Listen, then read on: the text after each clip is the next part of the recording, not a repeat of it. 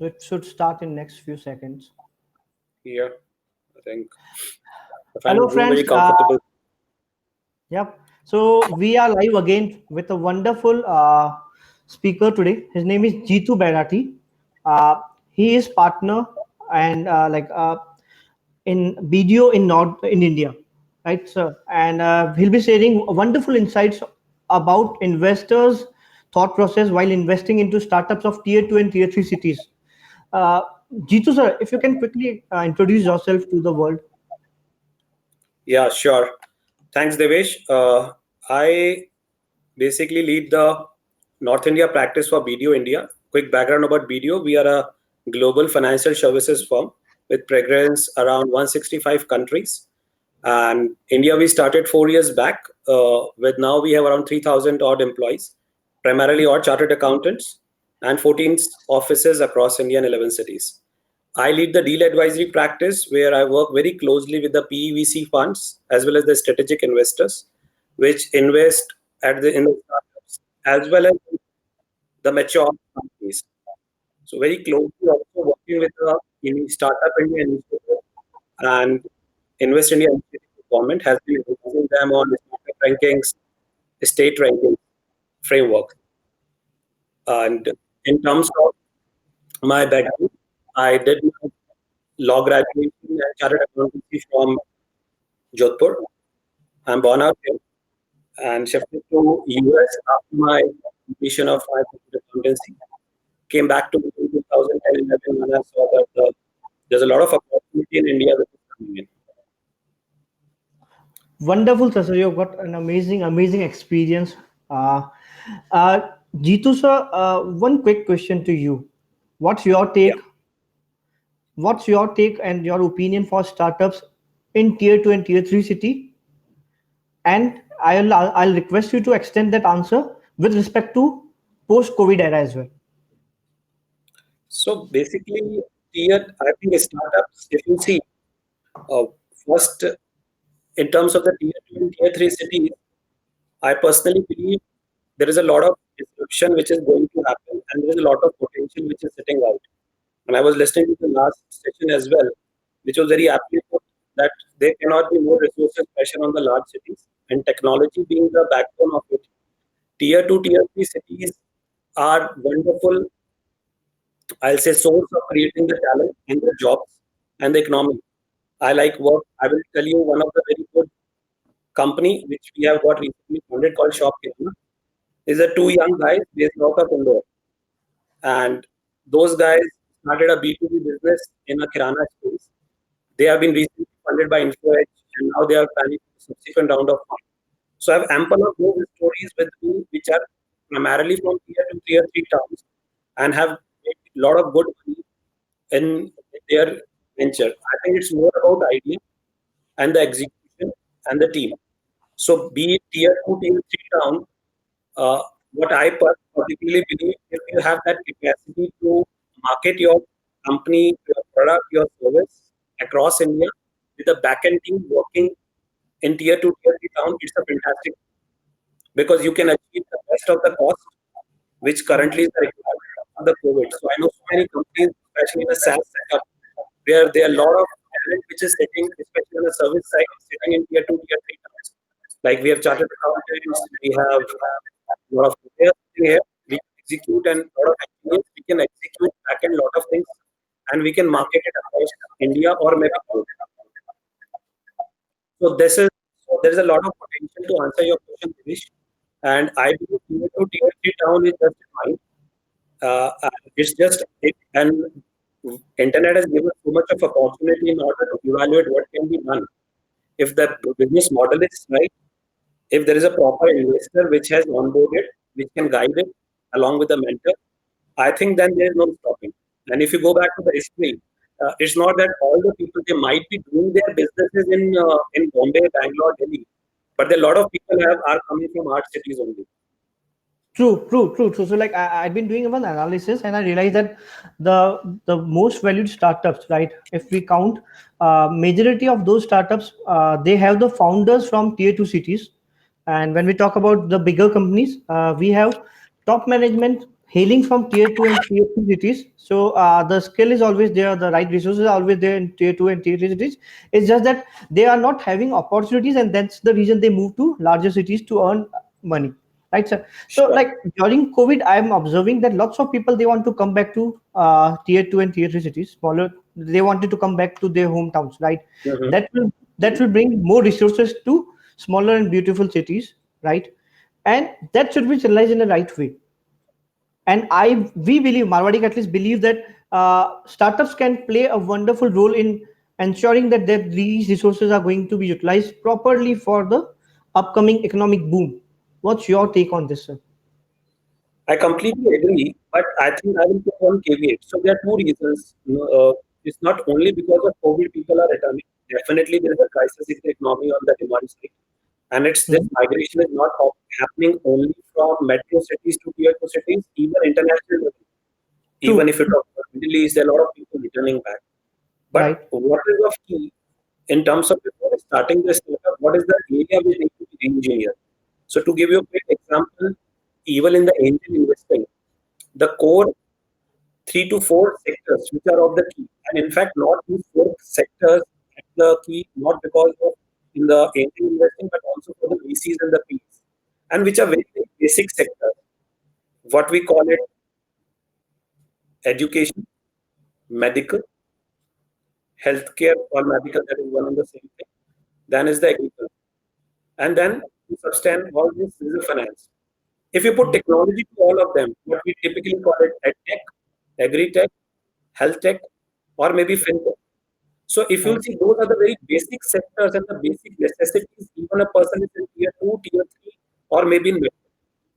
So what we have to be very sure of in terms of the COVID that these sectors, because even if it is Jodhpur or let's say another area, education will be key. So the method of delivering in these sectors need to be very much focused by these guys who are recommending that these sectors are being renovated in such a manner that the demand which is already there can be captured. Why only choose? I mean, let's say definitely marketing is there, but there are a lot of India is such a huge market that there can be micro brands. To give you a very simple example, I work with a company which is now acquired a Singapore-based company. It's a edible oil company based out of Jharkhand. And this company brand, without a global brand coming, even within Jharkhand, their turnover of edible oil was 3,000 crores. So what I'm trying to say, even operating in a micro market, there can be so much of value which can be generated if the sector where the demand is always there. So like edible is a part of taking the time. Like this is a wonderful example which you just gave us, right? And we at Marketing at least we believe that next wave of unicorns will be from tier 2 and tier 3 cities. Now that technology is everywhere, as you said, and as all our previous speakers said, right? Like you need to position yourself, you need to market yourself, and build big companies with larger vision. So we Mm-hmm. believe that the next wave for unicorns, India will have a huge wave of unicorns. That's true, and that Mm-hmm. will be more particularly from tier 2 cities and tier 3 cities. Uh, Correct. earlier, the startup used to, the founders used to start their businesses from smaller cities, and then they used to move to larger cities, more preferably to Bangalore, to Mumbai, to Delhi. Right. Now that should not happen. That's what we are trying. What's your take on this? I definitely agree. I definitely agree that should not happen. But I think that's where it's a twofold sort of responsibility. Like when I work with Startup India and we work with the states as well in terms of this initiative, because every state has its own agency. So what we have realized, one, government also has to do the ecosystem mapping in this space. Because until there's a proper ecosystem is created, this can be a problem because after a point, people have to move out. Car Dekho is a classic example, or Gennard Software, which is so called. So they were earlier started from Jaipur, but moment their operations have gone up, they have to move out. So I feel that it cannot be purely based only in tier two, tier three towns, up to a size of the business they have to move. But at the same time, there are some basic checks that the startups also need to take care. One, they need to up their game in terms of customer experience, product experience, making it on that level so that the experience can be taken to the larger audience. I think that's where the more I think tweaking of the business model, the product is required, which I see when it is being developed at a tier two, tier three city, as compared to the products or the startups or the services which are delivered in the tier one town. One resource and the capital is one bottleneck which is key. But that has to be taken care of, as I mentioned, by the government ecosystem. And the startup founders also need to think beyond raising the capital. I think product is one thing.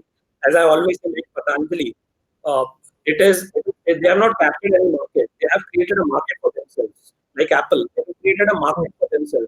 There was no such market for these brands. So you have to identify the customer need, and if the product need is there, then it will sell. It's the classic case in COVID. Even if you're not getting a B2C product, the need is there. People are buying the second brand, the third brand, so the need is there. So Yes, I you believe give. this in a current scenario, the entire supply chain is broken. And in that case, I think tier three brands which don't need much of capital will have more visibility because the larger brands have a larger supply chain which are currently growing. So let's say if you in Jodhpur or in Jaipur right now, they might not be accessible by several brands. So immediately a product company can place their brand onto the shelves and can immediately gather the consumers' feedback and attention. Yes, you gave a wonderful example of Apple. Apple just got its market cap to 1.5 trillion, which is, if Apple is a separate country, it will be 13th richest country across globe, right? So, will just on a very quick closing note, what are three do's and three don'ts for startup founders, particularly from tier two and tier three cities? Look, I think first and foremost is about the product or the business. Mm-hmm. Whatever it may be, whatever time it takes, there has to be absolutely a wonderful business where there has to be a need. If there is a need and if there is a real problem solving statement, that has to be taken place. Second thing is the execution team. What is the execution team? Whether they are equipped not only in terms of the mind, only in terms of the technology or the skill set, in terms of the team and the qualitative aspects of team bonding, so that they have trust in each other. That is second thing which is absolutely required. And third, in terms of the overall business plan, not only the model, that they should be clearly aware at what point of time, what things they are trying to achieve. And that's where they should be clearly aware what I believe don't in terms I believe a lot of startups, 90% of the startups are failing currently. And when I talk to them, their whole idea is how we can get funding. That's a quick pro things Right. which they want to go. So I will say that the first don't is about not focus on funding Right. immediately.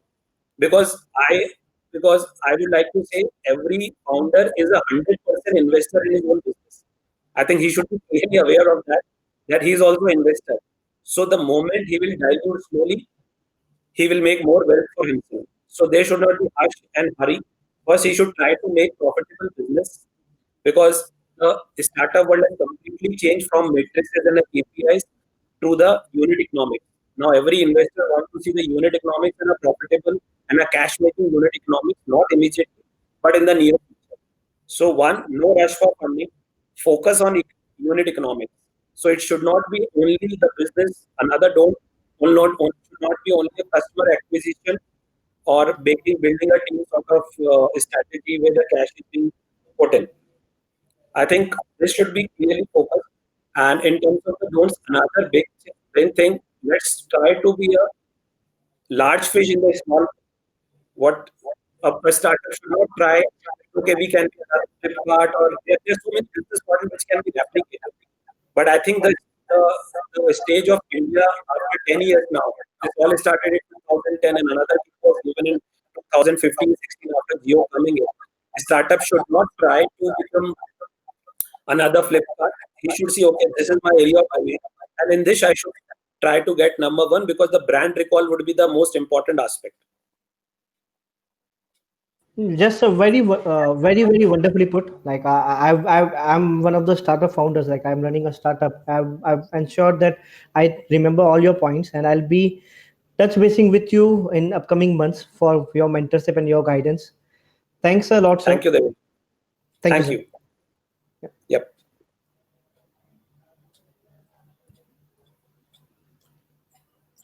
Ashish ji, can you take us to backstage?